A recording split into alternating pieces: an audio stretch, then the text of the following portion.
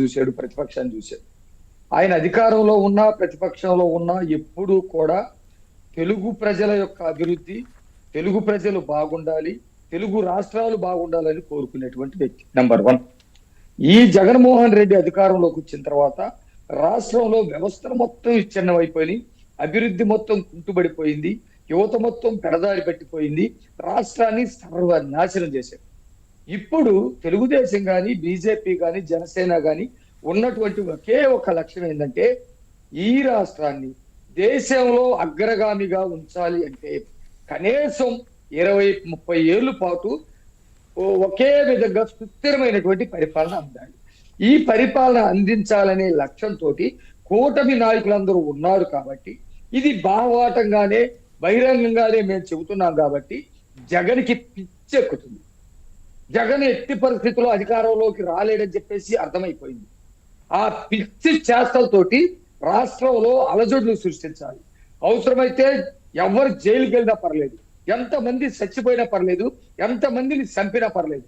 ఆ క్రమంలో చంపడానికి, జైలుకి వెళ్ళటానికి వాళ్ళ యొక్క నాయకులు, కార్యకర్తల యొక్క మానసిక స్థితిని దారుణంగా తీసుకెళ్లిపోయి ఒక టెర్రరిజ మానసికత్వాన్ని ఇచ్చే విధంగా వాళ్ళు ప్లాన్ చేస్తా ఉన్నారు.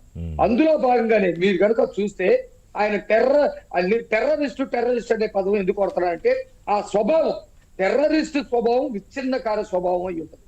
మీరు అవినాష్ రెడ్డి వాళ్ళ బాబాయిని, జగన్మోహన్ రెడ్డి బాబాయ్ వివేకానంద రెడ్డిని చంపేశాడు. అవినాష్ రెడ్డి చంపేశాడని అనేకమైనటువంటి దర్యాప్తు సంస్థలు దేశం అంతా గగ్గోలు పెడతా ఉంది. కానీ అంత పెద్ద కుట్ర చేసి అధికారం కోసం దారుణంగా చంపినటువంటి వ్యక్తిని పిల్లోడండి, పిల్లోడి మీద వేస్తారా ఏంటండి అని చెప్పి మాట్లాడాడు. అంటే చాలా సింపుల్ గా తీసుకోండి.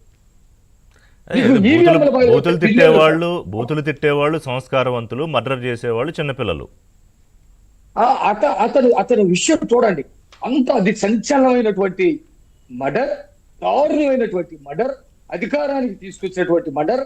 అది ఆ మర్డర్ కూడా మళ్ళీ పక్కడోళ్ళ మీద, ఆ సాక్షిలో చంద్రబాబు నాయుడు గారే చంపినట్టుగా చేతులు కత్తి పెట్టి పెట్టినటువంటి పరిస్థితి. చిన్నపిల్లాడండి అంటాడు. ఈవీఎంలు ఈ దేశానికి పట్టుకోమలు, ఈ దేశాన్ని నాయకుల్ని సృష్టించేటువంటి ఎన్నికల ప్రక్రియ.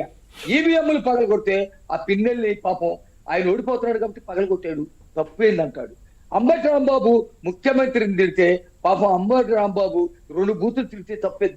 ఏం చేయాలనుకుంటాడు జగన్మోహన్ రెడ్డి? అయితే ఆయన ఇవన్నీ చేస్తూ కూడా విచ్ఛిన్నం చేయాలనుకున్నప్పుడు కూటమి బలంగా ఇంకొక జోక్ చెప్పనా మీకు మాణిక్రావు గారు, ఇంకొక జోక్ చెప్పనా? ఇవన్నీ చేస్తూ ఆయన మీ ప్రభుత్వాన్ని ఏమంటాడు తెలుసా? జంగిల్ రాజు అంటాడు. నేను జంగిల్ ఆటవికమైనటువంటి మనస్తత్వం కలిగినటువంటి వ్యక్తి జగన్మోహన్ రెడ్డి. రాజకీయాల్లో అసలు పనికిరాడు. మీరు చూడండి, పోలీసులు మీరు ఇప్పుడు మన సుబ్బారావు గారు మాట్లాడారు, పోలీసులు ఇన్ని కేసులు పెట్టొచ్చు అని. చంపింది అతని చర్యల వల్ల చనిపోయారు, అతను ర్యాలీల వల్ల చనిపోయారు. చంపేటువంటి పరిస్థితి అతనే తీసుకొస్తాడు. మనం ఈ రోజు చర్చించుకుంటాం. నిన్ననే రాశారు సాక్షిలో, నిన్ననే కాలింగ్స్ వచ్చింది. పోలీసులు సహకరించలేదు, 2 బిడ్డల చావుకి కారణమయ్యారు, చంద్రబాబు నాయుడు స్క్రిప్ట్ ప్రకారం పోలీసులు వెళ్తున్నారని నిన్న మాట్లాడుతూ ఉంది సాక్షి. అంటే ఒక టీవీని పెట్టుకొని ఒక రాజకీయ పార్టీ ఒక విధ్వంసకరమైనటువంటి పరిస్థితుల్ని క్రియేట్ చేస్తా. ఇప్పుడే వచ్చిన బ్రేకింగ్ ఏంటంటే, జోగి రమేష్ పై నాన్ బెయిలబుల్ కేసు నమోదు. ఇంకా పూర్తి డీటెయిల్స్ వస్తాయి. జోగి రమేష్ పై నాన్ బెయిలబుల్ కేసు నమోదు. జగన్మోహన్ రెడ్డి ఖచ్చితంగా జైలుకి వెళ్తాడండి, అందులో సమస్య లేదు. జగన్మోహన్ రెడ్డి జైలుకి వెళ్ళడం అనేది ఆంధ్రప్రదేశ్ ప్రజలకి అవసరం, ఆంధ్రప్రదేశ్ ప్రజలకి రక్షణ, ఆంధ్రప్రదేశ్ లో ఉన్నటువంటి యువతకి అవసరం. అప్పుడే రాష్ట్ర ప్రజలు పూర్తిగా ఊపిరి పీల్చుకుంటారంటారా? మహిష్మతి ఊపిరి పీల్చుకున్నట్టు లెక్క. లేకపోతే యువతకి గంజా ఇచ్చి చిన్న చిన్న అవసరాలు ఉన్నటువంటి వేల లక్షల కోట్లు ఉన్నాయండి డబ్బులు. ఇలాంటి వాటికి తయారు చేస్తారు. నాగభూషణం గారు, అది కాదు ఋషి గారు, మీరు